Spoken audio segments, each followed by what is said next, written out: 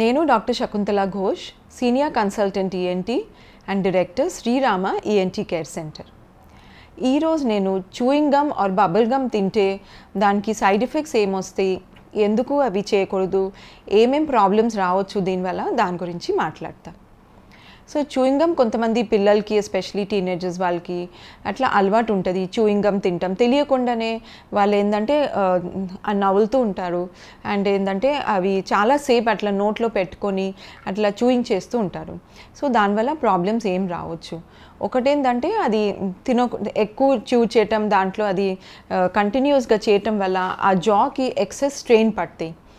So especially back side molars ఉంటుంది కదా, వాటి మీద ఎక్కువ స్ట్రెయిన్ పడి ఒక జాయింట్ ఉంటుంది టెంప్రోమాండిబులర్ జాయింట్.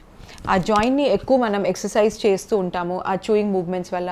దానివల్ల ఆ జాయింట్ అరిగి పెయిన్ఫుల్ అయిపోతుంది. సో నోరు తెరవటం కానీ పెయిన్ఫుల్ అయిపోతుంది. తర్వాత ఇక్కడి నుంచి చెవుకి కూడా పెయిన్ వెళ్తాయి. ఆవలింతలు వచ్చినప్పుడు, ఏదైనా చూ చేసేటప్పుడు, మౌత్ ఓపెన్ చేసినప్పుడు సివియర్ పెయిన్ఫుల్ అయిపోతుంది ఈ జాయింట్స్. అంటే ఆ టెంప్రోమాండిబులర్ జాయింట్లో ఇన్ఫ్లమేషన్ వచ్చేస్తుంది కంటిన్యూస్ చూ చేయటం వల్ల. సో చూయింగ్ గమ్ అనేది, బబుల్ గమ్ అనేది మంచిది కాదు. అవి అసలు ఒక బ్యాడ్ హ్యాబిట్ కింద అవి చేయకూడదు. అవి జనరలీ ప్రివెంట్ చేయాలి, లేకపోతే లాంగ్ టర్మ్లో టెంప్రోమాండిబులర్ జాయింట్ ప్రాబ్లమ్స్ రావచ్చు. టాన్సిలైటిస్ అండ్ దాని గురించి సర్జికల్ ట్రీట్మెంట్ గురించి మాట్లాడతాం. సో సర్జికల్ ట్రీట్మెంట్ అనేది టాన్సిలెక్టమీ. సో టాన్సిలెక్టమీ ఎప్పుడు చేయాలంటే ఎవరికైతే రిపీటెడ్ అటాక్స్ ఆఫ్ టాన్సిలైటిస్ అంటే 1 yearలో ఒక 4 to 5 ఎపిసోడ్స్ ఆఫ్ టాన్సిలైటిస్ వస్తే, మెడికల్ ట్రీట్మెంట్ ఇచ్చినా కూడా మళ్ళీ ఇట్లాంటి సిమ్టమ్స్ వస్తే అప్పుడు సర్జరీ చేస్తే దానికి పర్మనెంట్ సొల్యూషన్ ఉంటుంది. సో ఇంకొక ఇండికేషన్ టాన్సిలెక్టమీ ఏంటంటే ఇన్ఫెక్షన్ రాదు, కానీ ఆ టాన్సిల్స్ థ్రోట్లో చాలా పెద్దగా ఉంటాయి. అంటే grade 3 or grade 4 స్టేజ్లో ఉంటుంది. దానివల్ల యూజువలీ చిన్నపిల్లలకి, అడల్ట్స్కి కూడా ఒక్కొక్కసారి బ్రీదింగ్ డిఫికల్టీ ఉంటుంది, మింగటానికి ఇబ్బంది ఉంటుంది. ఏంటంటే యాపిటైట్ తగ్గుతాయి, వాళ్ళకి ఫుడ్ ఇంటేక్ తగ్గిపోతుంది, వెయిట్ గెయిన్ సరిగా ఉండదు చిన్నపిల్లలకి, ఫెయిలియర్ టు థ్రైవ్ అంటారు. సో అవి అట్లా ఉండదు.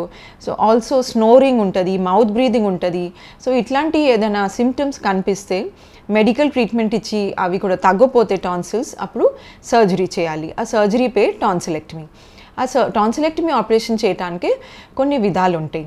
ఒకటేమో కోల్డ్ టాన్సిలెక్టమీ, అంటే సర్జికల్ ఇన్స్ట్రుమెంట్స్ యూస్ చేసి ఆ టాన్సిల్స్ని సిజర్స్తో కట్ చేసి, ఇంకా అవసరం పడితే ఎక్కడైతే బ్లీడింగ్ ఉంది దాన్ని బ్లీడర్ని లైగేట్ చేయటం. సో దాన్ని కోల్డ్ టాన్సిలెక్టమీ అంటాం.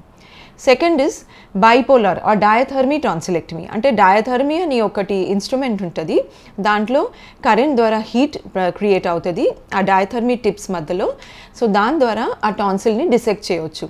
అప్పుడు బ్లీడింగ్ డ్యూరింగ్ సర్జరీ తక్కువ ఉంటుంది అండ్ డిసెక్షన్ కూడా చాలా నీట్ ఉంటాయి. కానీ బైపోలార్ ఆర్ డయాథర్మీ టాన్సిలెక్టమీ చేస్తే ఒక్కొక్కసారి పోస్ట్ సర్జరీ బాగా పెయిన్ ఉంటుంది, ఒక 1 to 2 weeks. మింగటానికి కూడా చాలా ఇబ్బంది ఉంటుంది, రికవరీ టైం కొంచెం లాంగ్ ఉంటుంది. థర్డ్ అండ్ బెస్ట్ టెక్నిక్ ఏంటంటే coblation assisted tonsillectomy. So coblation tool ద్వారా హీట్ జనరేట్ చాలా తక్కువ అవుతుంది, 40 to 70 degrees టెంపరేచర్. అండ్ నీట్గా ఆ కోబ్లేషన్ వాండ్ ద్వారా ఆ టాన్సిల్ టిష్యూని నీట్గా క్యాప్సూల్తో డిసెక్ట్ చేయొచ్చు. So during surgery bleeding almost nil ఉంటుంది, surgical time only 5 to 10 minutes ఉంటాయి.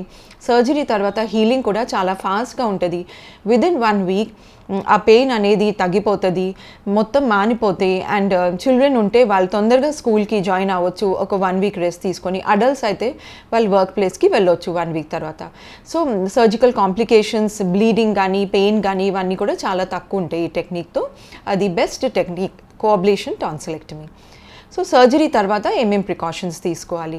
సో మెయిన్ ఏంటంటే పెయిన్ ఉంటుంది కొంచెం స్వాలోయింగ్ చేసినప్పుడు సర్జరీ తర్వాత. సో చాలా సాఫ్ట్ డైట్ తీసుకోవాలి, ఐస్ క్రీమ్స్, తర్వాత ORS, cold liquids, semi solid diet అట్లాంటివి ఒక 1 to 2 weeks తీసుకోవాలి హీలింగ్ అయ్యే వరకు.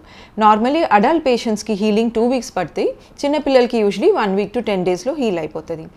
సో యాంటీబయాటిక్ కోర్స్, తర్వాత పెయిన్ కిల్లర్స్ చిన్నపిల్లలకి సిరప్ రూపంలో, పెద్దోళ్ళకి ట్యాబ్లెట్స్ రూపంలో, తర్వాత antiseptic gargles, betadine gargles, mouthwash అట్లాంటివి చేయాలి.